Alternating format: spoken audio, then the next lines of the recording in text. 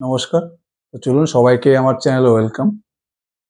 এটা আমার business model analysis এই সিরিজের এটা তৃতীয় পার্ট বলতে পারেন, মানে পার্ট 3, 3 নম্বর এপিসোড। এর আগে 2টো এপিসোড অলরেডি আমি করেছি।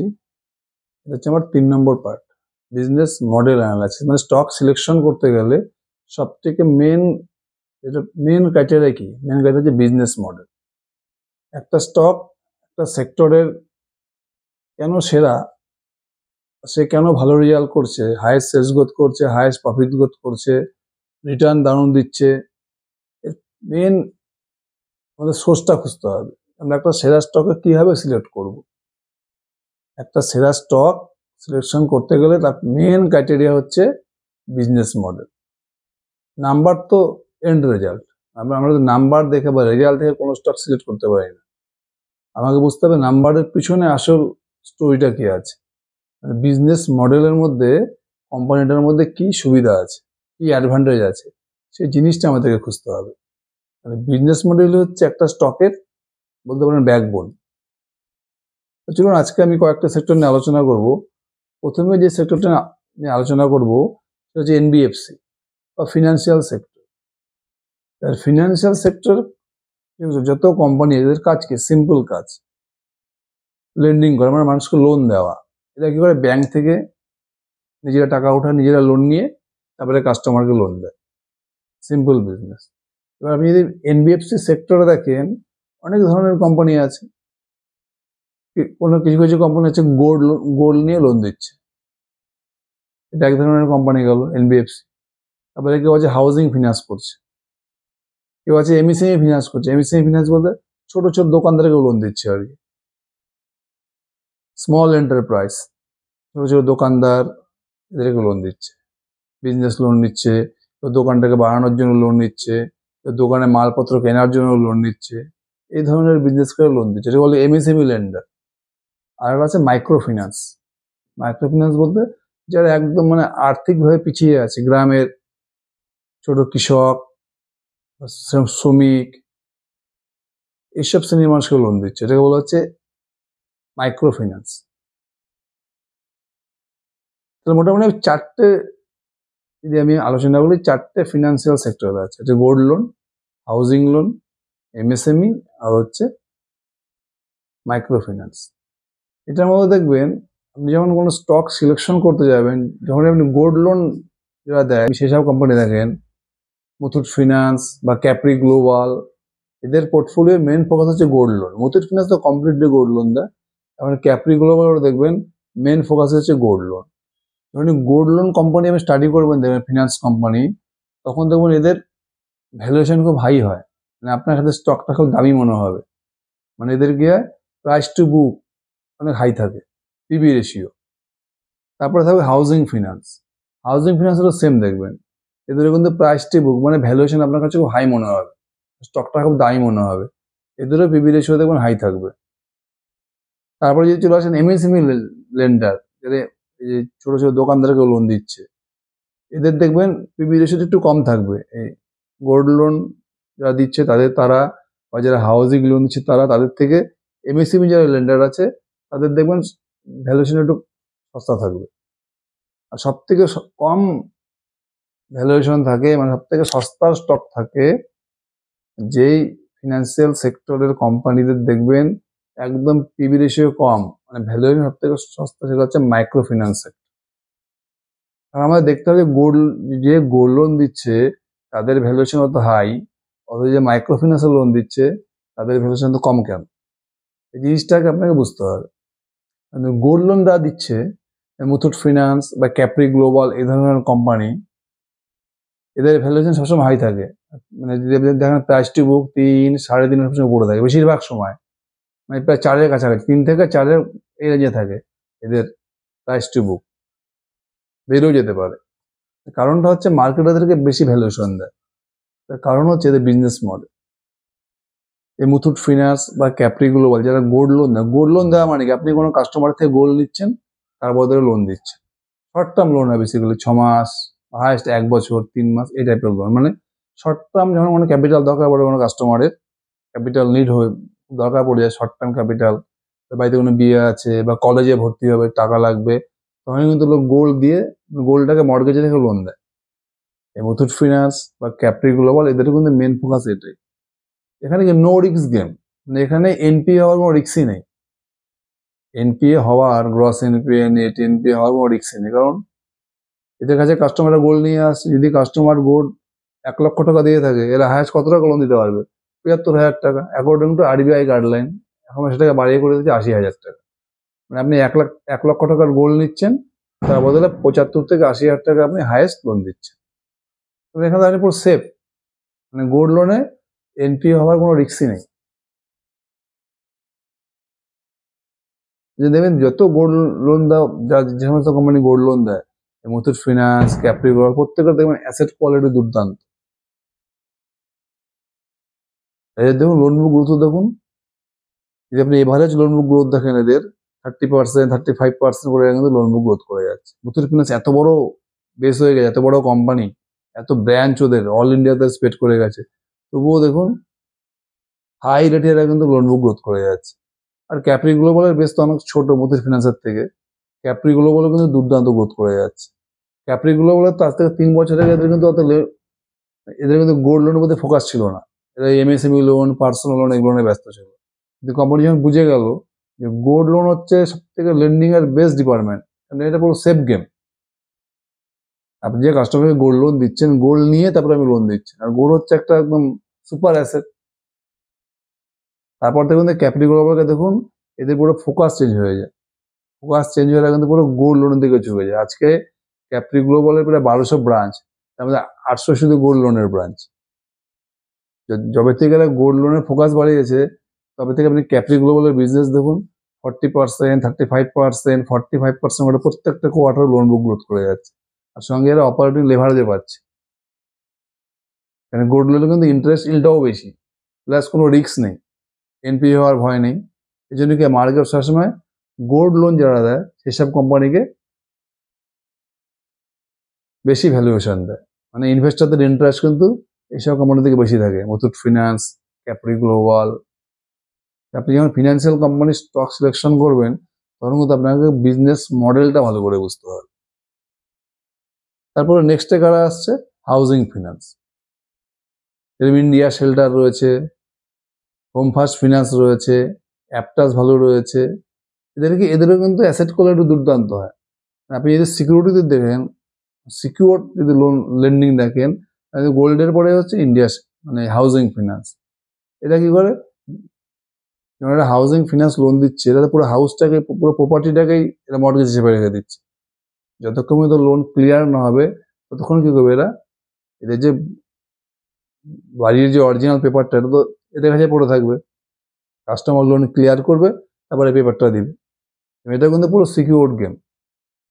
হাউজিং ফিনান্সে কিন্তু যথেষ্ট সিকিউর। এই যে দেখবেন হাউজিং ফিনান্সের কোম্পানি দেখবেন অ্যাসেট কোয়ালিটি একদম কন্ট্রোলে থাকে।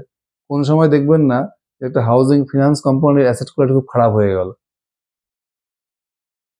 এদের তো সামান্য লস হতে পারে, কিন্তু পুরোপুরি অ্যাসেট কোয়ালিটি কিন্তু এদের খারাপ হয় না। মানে যখন কোনো কাস্টমার হাউজিং লোন নেয়, হয়তো এদের কোনো কারণে একটা বা দুটো কিস্তি এদের মিস হয়ে গেল, তারপর থেকে কিন্তু কিস্তিগুলো রেগুলার চালায়।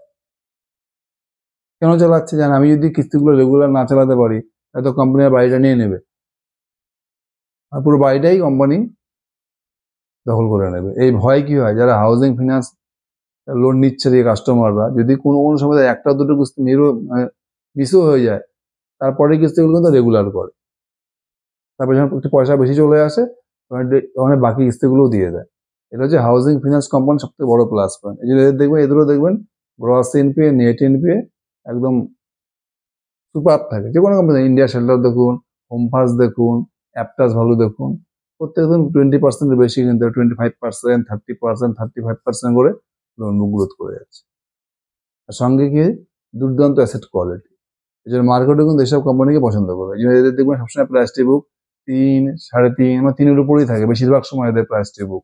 তার কারণ হচ্ছে এটা, ওদের অ্যাসেট কোয়ালিটি দুর্দান্ত। মানে টাকা মার যাওয়ার কোনো, লোনের টাকাটা মার যাওয়ার কোনো ভয় নেই। গ্রস এনপিএ, নেট এনপিএ একদম সবসময় কন্ট্রোলে থাকে। যে মার্কেট কি করে, এক নম্বরে যারা গোল্ড লোন দেয় সেই কোম্পানিকে প্রেফারেন্স দেয় মার্কেট। আর 2 নম্বর হচ্ছে হাউজিং ফিনান্স। 3 নম্বর হচ্ছে এমএসএমই। এমএসএমই লেন্ডার কারা? যারা ছোট ছোট দোকানদারকে লোন দেয়। এখানে কি এই লোনটা কিছুটা সিকিউর থাকে, আবার কিছুটা আনসিকিউর থাকে। অনেক সময় এমএসএমই কোম্পানিগুলো কাস্টমারের ট্র্যাক রেকর্ড থেকে লোন দিয়ে দেয়, যে এর আগে লোন নিয়েছে, ভালোভাবে পেমেন্ট করেছে, এবার আবার দিয়ে দিল, আবার একে লোন ডিসবার্স করে দিল। এটা খুব ছোট ছোট দোকানদার হয়, ছোট একটা গ্যারেজ চালাচ্ছে বা ছোট একটা মুদিখানার দোকান করছে,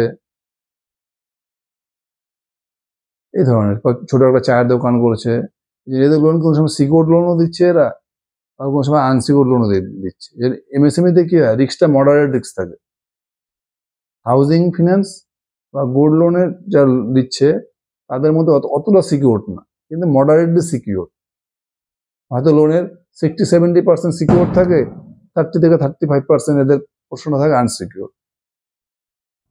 অনেকে অনেক সময় গভর্নমেন্ট স্কিমের মধ্যে থাকে, তখন তাকে আনসিকিউর লোন দিতে লাগে, এমএসএমই লোন।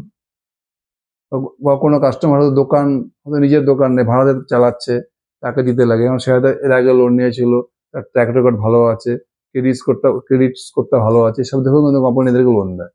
মানে এমএসএমই লেন্ডিং এ সিকিউরডও আছে, আনসিকিউরডও আছে। এদের রিস্কটা একটু গোল্ড লোন যেসব কোম্পানি দিচ্ছে বা হাউজিং ফিনান্স যারা করছে তার থেকে কিন্তু এমএসএমই সেক্টরে একটু রিস্কটা বেশি আছে। এদের দেখবেন প্রাইস টু বুক কোন সময় 2.5, 3 এই রেঞ্জের মধ্যে ঘুরতে থাকে। তারপরে লাস্ট যে সেক্টর আছে সেটা হচ্ছে মাইক্রো ফিন্যান্স। মাইক্রো ফিন্যান্স সেক্টরকে এর থেকে যত কোম্পানি আছে দেখবেন, urban financial, Muthoot micro finance বা স্যাটিন ক্রেডিট কেয়ার, যত এই ধরনের কোম্পানি আছে, এটা কাদেরকেও লোন দিচ্ছে। একদম বিশেষ করে গ্রামে যারা কৃষক, ছোট ছোট কৃষক, শ্রমিক, কৃষি শ্রমিক, মানে একদম আর্থিকভাবে যারা পিছিয়ে পড়ছে তাদেরকে লোনটা দিচ্ছে মাইক্রো ফিন্যান্স লোন। এখানে কিন্তু লোনটা পুরোপুরি আনসিকিউর, কারণ এদের কাছ থেকে মর্টগেজ হিসেবে কিছু পায় না। খুব ছোট ছোট লোন, 10,000, 15,000, 5,000 এই ধরনের লোন দেওয়া হয়, 20,000, খুব ক্ষুদ্র ক্ষুদ্র লোন দেওয়া হয়। আর লোনগুলো পুরোটাই আনসিকিউর্ড লোন। এই একটা সেক্টর আছে সব থেকে ভোলাটাইল সেক্টর। মানে এই সেক্টরে কি হয়, খুব ভালো চলছে, কোম্পানির বিজনেস চলছে, খুব সুন্দর হচ্ছে, যখনই হয়তো কোনো জায়গায় বন্যা হয়ে গেল, তোমাদের ফসল নষ্ট হয়ে যায়, তখন কি এরা তখন লোনের কিস্তি জমা দিতে পারে না। কোনো জায়গায় খুব খরা হয়ে গেল, তখনও সেম এদের কৃষিকাজে সমস্যা হয়ে যায়, তখন কি এদের লোনের কিস্তি বাকি পড়তে থাকে। মানে এদের বিজনেসটা পুরো সিক্লিক্যাল। মানে ওয়েদার চেঞ্জ হলে বা কোনো গভর্নমেন্টের কোনো অর্ডার চেঞ্জ হয়ে গেলে, যেমন কর্ণাটকে একটা অর্ডিন্যান্স জারি হয়েছিল, তার ফলে কি হচ্ছিল, বিশেষ করে মাইক্রো ফিন্যান্স সেকশনে কিন্তু কোম্পানিগুলোর লোনের কিস্তি তুলতে খুব সমস্যা হচ্ছিল। এই যে ওদের মাইক্রো ফিন্যান্স কোম্পানির প্রাইসটি বুক দেখবেন সবসময় 1, 1.5, যদি কোনো সময় 3-ও চলে যায়, তারপরে কিছুদিন পর আবার কোম্পানির প্রাইসটাও চলে এসছে 1 বা 1.5-এ। কারণ এদের বিজনেসটা খুব ভোলাটাইল, 1-2 বছর ভালো চলে, তারপরে কোনো জায়গায় বন্যা হয়ে গেল, ওই এরিয়া লোনের কিস্তি উঠছে না 2 মাস, 3 মাস, 4 মাস থেকে, তখন আবার কি এদের পুরো প্রফিট গায়েব হয়ে যায়। তখন নতুন কাস্টমারকে লোন দিতে ভয় পায়, মানে লোন বুক গ্রোথও গায়েব, প্রফিট গ্রোথও গায়েব, সব গায়েব হয়ে যায় এদের এই মাইক্রো ফিন্যান্স সেকশন। যে মাইক্রো ফিন্যান্স সেকশন খুব ভোলাটাইল, ওই জন্য দেখবেন এই সেক্টরের সমস্ত কোম্পানিগুলো সবসময় আপনি সস্তা ভ্যালুয়েশন পাবেন। এদের পিবি রেশিও দেখবেন 1, 1.5, 2, খুব কম সময় দেখবেন 2 এর উপরে পাওয়া যায়, 2 এর উপরে যায় এদের। ওদের থাকলো 6 মাস, 1 বছর থাকলো, এদের প্রাইসটা 2.5 বা 3, আবার বিজনেস ডাউন হয়ে গেলো, আবার চলে আসলো 1 বা 1.5-এ চলে আসলো। সব থেকে ভোলাটাইল সেক্টর, সব থেকে রিস্কি বেট হচ্ছে এখানে মাইক্রো ফিন্যান্স সেক্টর। তাহলে আপনি যখন ফিনান্সিয়াল স্টক সিলেকশন করবেন, তখন কিন্তু এদের আপনাকে সবাই জানতে হবে এদের বিজনেস মডেলটা কি। নাম্বার 1 প্রেফারেন্স কি? গোল্ড, যারা গোল্ড লোন দিচ্ছে। Number 2 housing finance. নাম্বার 3 হচ্ছে এমএসএমই। নাম্বার 4 হচ্ছে মাইক্রো ফিন্যান্স। বুঝে গেল? ফিনান্স সেক্টরে স্টক সিলেকশন করতে গেলে বাকি সব তো পরে, প্রথমত তাহলে বিজনেস মডেলটা তার কি আছে। নেক্সট আমি যে সেক্টর নিয়ে আলোচনা করব সেটা হচ্ছে দেখবেন coworking space. Coworking space sector বলতে যেসব কোম্পানি অফিস রুম বানিয়ে ছোট ছোট স্টার্ট আপ বা কর্পোরেটদেরকে ভাড়া দিচ্ছে, সিম্পল বিজনেস মডেল। বড় বড় বিল্ডিং অফিস রুম বানাচ্ছে, বানিয়ে কর্পোরেট, স্টার্ট আপ এসএমই এদেরকে এরা সিট ওয়াইজ ভাড়া দিচ্ছে। যদি আপনি এস সেক্টরের কোম্পানি দেখেন, দুটো কোম্পানি আছে খুব দুর্দান্ত গ্রোথ করছে, হচ্ছে ইএফসি আর হচ্ছে অফিস। আপনি লাস্ট 1 বছর 1.5 বছর থেকে দেখেন, 2, 3, 4টে কোয়ার্টার দেখবেন ইএফসি কিন্তু অফিসের থেকে বেশি স্পিডে গ্রোথ করছে। কারণটা কি? ইএফসির গ্রোথ রেট কিন্তু অফিসের থেকে বেশি।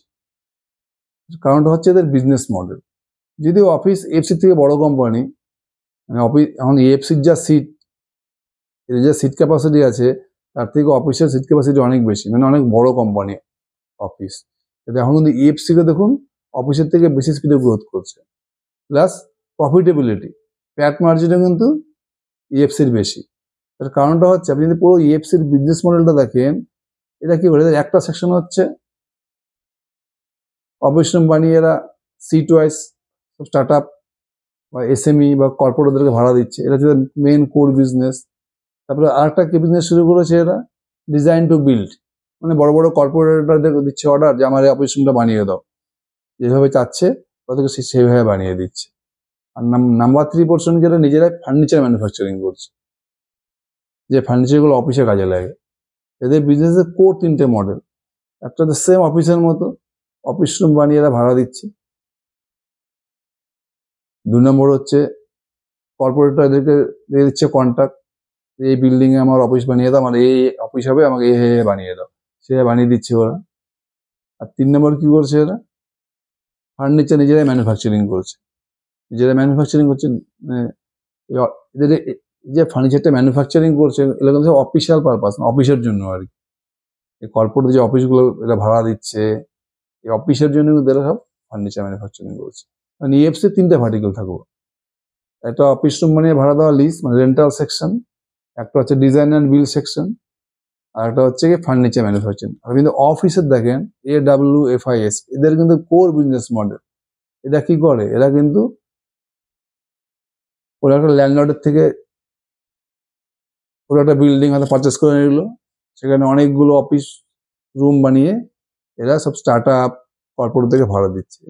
এদের কিন্তু ফোকাস এটাতেই রয়েছে, অফিস রুম লিজে দেওয়া। এদের কিন্তু ফার্নিচার সেকশনও নেই আর ডিজাইনার বিল সেকশন এরা কাজ করে না। এদের মেন ফোকাস হচ্ছে রেন্টাল বিজনেস। অফিস রুম বানাও আর সিট ওয়াইজ ভাড়া দেয়, এদের বিজনেস হচ্ছে সিটের উপরে। আমি একজন স্টার্ট আপ আছি, আমি অফিসকে বললাম ভাই আমার এরকম এরকম অফিস লাগবে, আমি 10খানা সিট নেব, এরা সে 10টা সিট ওয়াইজ কিন্তু তারা পয়সা নেবে ভাড়া। অফিসের ফোকাস হচ্ছে শুধু রেন্টাল বিজনেসের উপর। আর ইএফসি কে দেখুন, এরা কিন্তু ডাইভার্সিফাইড, রেন্টাল রয়েছে তার সাথে ডিজাইনার বিল করছে। ডিজাইনার বিলটা কিরকম, একটা কর্পোরেট যেরকম চাচ্ছে তার অফিসটাকে সাজিয়ে দিচ্ছে আর কি, আমাকে এইভাবে অফিসটা সাজিয়ে দাও, প্লাস এটা সারা বছর অফিসটাকে মেনটেনও করে দিচ্ছে। আর 3 নম্বর হচ্ছে ফার্নিচার। এখন কি ইএফসি দেখা যাচ্ছে, ইএফসির যে প্রফিট মার্জিন অফিসের থেকে বেশি হচ্ছে। তার কারণ হচ্ছে এরা নিজেরা ইএফসি নিজেরাই ফার্নিচার বানাচ্ছে। যখন অফিস রুম যখন এরা অফিস রুমটাকে বানাচ্ছে, বাড়িয়ে কোনো কর্পোরেটকে ভাড়া দিচ্ছে, অফিসে যত ফার্নিচার এদের নিজেরাই বানিয়ে নিচ্ছে। আর অফিসকে কি করতে হচ্ছে, অফিসকে তো বাইরে থেকে আউটসোর্সিং করতে হচ্ছে ফার্নিচার, বাইরে কাউকে থার্ড পার্টি থেকে ম্যানুফ্যাকচারিং করে নিতে হচ্ছে। এখানে হচ্ছে অফিসের কস্টিংটা বেশি পড়ে যাচ্ছে। আর ইএফসির কি হচ্ছে, কস্টিংটা কম পড়ে যাচ্ছে, মানে মোস্ট কস্ট এফিসিয়েন্ট হয়ে যাচ্ছে এফসি বিজনেস। এই জন্য ইএফসির দেখুন প্যাট মার্জিন মানে প্রফিটেবিলিটিটা কিন্তু অফিসের থেকে বেশি হচ্ছে। বুঝা গেল বিজনেস মডেলের মধ্যে যে ডিফারেন্সের জন্য কিন্তু ইএফসির আজকে প্যাট মার্জিন মানে বেশি, প্রফিটটা বেশি হচ্ছে অফিসের থেকে। এই জন্য দেখুন ইএফসির প্রফিট গ্রোথ লাগে 2-3টে কোয়ার্টার দেখেন আপনি অফিসের থেকে বেশি হচ্ছে। তাহলে এখন ইএফসি মোটামুটি বিজনেস মডেলকে তৈরি করে নিয়েছে। এই যে ফার্নিচারটা নিজেরা ম্যানুফ্যাকচারিং করছে, আর এখানে তো ফার্নিচার মাস্ট। যখন এরা কোনো কর্পোরেটকে একটা অফিস রুম বানিয়ে ভাড়া দেবে, কর্পোরেট যেভাবে চাপে থাকে সেভাবে বানিয়ে দিতে হবে ফার্নিচার। এরা নিজেরাই ফার্নিচার ম্যানুফ্যাকচারিং করছে, তাহলে এদের ফার্নিচারের কস্টিংটা কম পড়ছে। আর অফিসকে কি করতে হচ্ছে, বাইরে কোনো থার্ড পার্টিকে দিয়ে ম্যানুফ্যাকচারিং করে এটা কাস্টমারকে প্রোভাইড করছে, তাহলে অফিসের কস্টিংটা বেশি পড়ে যাচ্ছে। এই জন্য কি হচ্ছে, ইএফসির প্রফিট মার্জিন অফিসের থেকে বেশি হচ্ছে। এই জন্য কি হচ্ছে, ইএফসির দেখুন প্রফিট গ্রোথটা কিন্তু অফিসের থেকে বেশি। এইভাবে আপনাকে কিন্তু ট্যালি করতে হবে, কম্পেয়ার করতে হবে। আপনি এই মুহূর্তে যদি আপনি দেখেন বেটার অপরচুনিটি কার মধ্যে আছে, এক তো অফিসের মার্কেট ক্যাপ ইএফসির থেকে বেশি বেশি ছড়িয়ে গেছে, তার মধ্যে ইএফসির যে বিজনেস মডেলটা, এই বিজনেস মডেলটা কিন্তু অফিসের থেকে ইএফসিকে এগিয়ে রাখছে। এইভাবে আপনাকে বুঝতে হবে। এটা হচ্ছে কোওয়ার্কিং স্পেস সেক্টর, যেখানে ইএফসি কিন্তু অফিসের থেকে অ্যাজ এ বিজনেস মডেল অনেক এগিয়ে আছে। এবার আমি আরো একটা সেক্টর নিয়ে আলোচনা করছি, সেটা হচ্ছে ইলেকট্রনিক্স রিটেইলিং সেক্টর। আপনি যদি ইলেকট্রনিক্স রিটেইলিং সেক্টর দেখেন, এদের বিজনেস মডেল কি, এরা কিন্তু কোনো ম্যানুফ্যাকচারিং ইস্যু করে না। যেরকম ভিট্রি রিটেল কাপড়ের করছে রিটেইলিং, গার্মেন্টসের, ট্রেন্ড, সেম এরাও। এখানে দুটো বেস্ট কোম্পানি রয়েছে, একটা হচ্ছে আদিত্য ভিশন আর হচ্ছে ইলেকট্রনিক্স স্মার্ট ইন্ডিয়া। দুজনেরই বিজনেস মডেল সেম। এরা কি করে, অন্য কোম্পানি থেকে এরা fridge, AC, cooler, LED TV, mobile সব পারচেস করে এরা রিটেইলিং করে, মানে ডাইরেক্ট কাস্টমারকে বিক্রি করে। সব জায়গায় স্টোর বানায়, মানে মলের মতো স্টোর বানিয়ে এরা রিটেইলিং করে। Simple business model, Aditya Vision আর ইলেকট্রনিক্স স্মার্ট ইন্ডিয়া। এবারে দুটো কোম্পানির মধ্যে দেখবেন, আদিত্য ভিশনকে দেখবেন লাস্ট 3 বছরে মানে আদিত্য ভিশনের শেয়ার 4x 5x হয়ে গেছে। অথচ যদি ইলেকট্রনিক্স স্মার্টকে দেখেন, এর শেয়ারে কিন্তু কোনো নো রিটার্ন, বেসিক্যালি কোনো রিটার্নই পাওয়া যাচ্ছে না। Same business model, electronics retailing, Aditya vision, electronics smart India. দুজনের ডিফারেন্সটা দেখুন, আদিত্য ভিশনের শেয়ার মোটামুটি প্রাইস লাস্ট 3 বছরে 4x 5x হয়ে গেছে, কিন্তু ইলেকট্রনিক্স স্মার্টের মধ্যে কিন্তু কোনো গ্রোথ নেই। এর কারণটা কি? এটা আপনি বিজনেস মডেলটা ভালো করে দেখেন, ইলেকট্রনিক্স স্মার্ট এদের কিন্তু এরা বেসিক্যালি কোথায় বিজনেস করে, Delhi NCR region. Delhi NCR রিজিয়নে কি হচ্ছে, এখানে এদের রেন্টাল কস্ট, এই যেসব জায়গায় মলগুলো বানাচ্ছে, স্টোরগুলো বানাচ্ছে, এদের ভাড়া অনেক বেশি দিতে হচ্ছে। মানে এদের কস্ট, বিজনেস কস্ট প্রচুর পড়ে যাচ্ছে। এখানে ওখানে স্টাফদের স্যালারি বেশি দিতে হচ্ছে। দিল্লি এনসিআর ডেভেলপ এরিয়া, এখন স্যালারি স্টাফদের বেশি দিতে হয়, প্লাস রেন্টাল কস্টটা প্রচুর, ইলেকট্রিক বিলও বেশি। আর আদিত্য ভিশনের সব থেকে প্লাস পয়েন্ট, আদিত্য ভিশন যে জায়গা থেকে বিজনেস শুরু করেছে একদম backward area, Bihar, UP, Jharkhand. এখানে এদের প্লাস কি, রেন্টাল কস্ট কম পাচ্ছে এরা, দিল্লি এনসিআর থেকে অনেক কম দিতে হচ্ছে রেন্টাল কস্ট, প্লাস স্টাফদের স্যালারিও দিল্লি এনসিআর থেকে ইউপি, বিহার, ঝাড়খণ্ডে অনেক কম। আর সব থেকে বড় হচ্ছে দিল্লি এনসিআর কি ডেভেলপড এরিয়া, ওখানে অলরেডি পেনিট্রেশনটা বেশি হয়ে গেছে। না, দিল্লি এনসিআর যদি আপনি 10টা বাড়িতে যান এবং তার মধ্যে 7 থেকে 8টা বাড়িতে ফ্রিজ পাবেন, এসি পাবেন, কুলার পাবেন। যদি আপনি যদি ইউপি, বিহার, ঝাড়খণ্ডে যান, 10টা বাড়ির মধ্যে হয়তো আমার 3টে বাড়িতে পাবেন। তার মানে স্কোপটা কোথায় বেশি আছে, ইউপি বিহারের স্কোপ বেশি আছে, ওখানে পেনিট্রেশন একদম লো, বেশিরভাগ বাড়িতে এখনো পৌঁছায়নি ফ্রিজ, এসি, কুলার। আর দিল্লি এনসিআর কি, এটা তো ডেভেলপ এরিয়া না, ওখানে বেশিরভাগ বাড়িতে পৌঁছে গেছে অলরেডি, মানে ওখানে পেনিট্রেশন অলরেডি হাই হয়ে গেছে। মানে গ্রোথ স্কোপ কোথায় বেশি আছে, বিহার, ইউপিতে। আর দিল্লি এনসিআর গ্রোথ স্কোপটা কম আছে। ওই দেখুন আদিত্য ভিশনের গ্রোথ কিন্তু ইলেকট্রনিক্স স্মার্ট ইন্ডিয়া থেকে অনেক বেশি।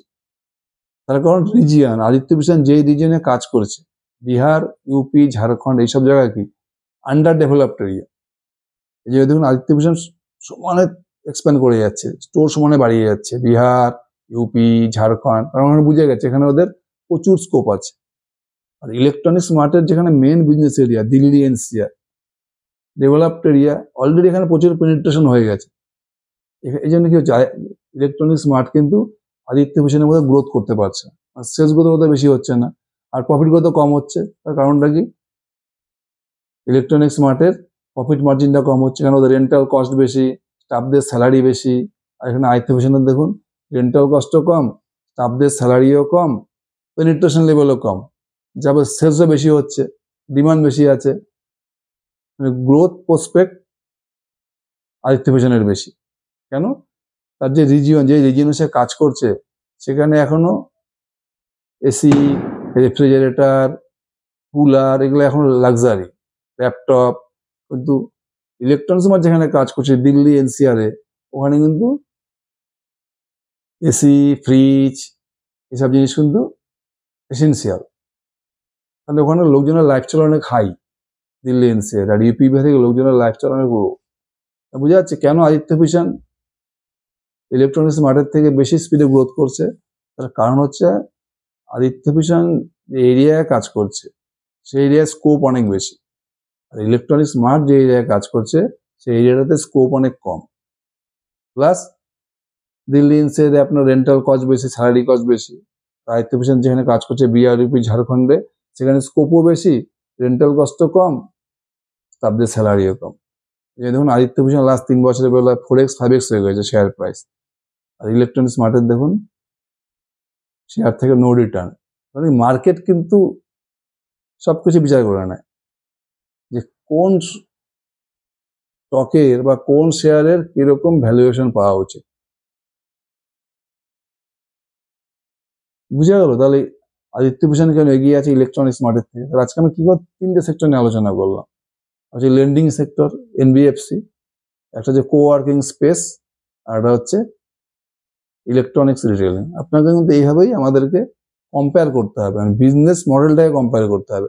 আপনি যদি নম্বর থেকে স্টক, শুধু নাম্বার বা রেজাল্ট থেকে স্টক এন্ট্রি নিয়ে নেন, তারপরে হয়তো নেক্সট কোয়ার্টার কোম্পানির রেজাল্ট খারাপ হয়ে গেল, তখন স্টকটা বিক্রি করে দিলেন, কারণ আপনার স্টকটার প্রতি কনফিডেন্সই থাকবে না। এদের অ্যাকচুয়াল বিজনেস মডেলটা আপনি না জানেন, যেন বিজনেস মডেলটা সব থেকে ইম্পর্টেন্ট। নাম্বার জানার থেকেও বিজনেস মডেলটা সব থেকে ইম্পর্টেন্ট। Thank you.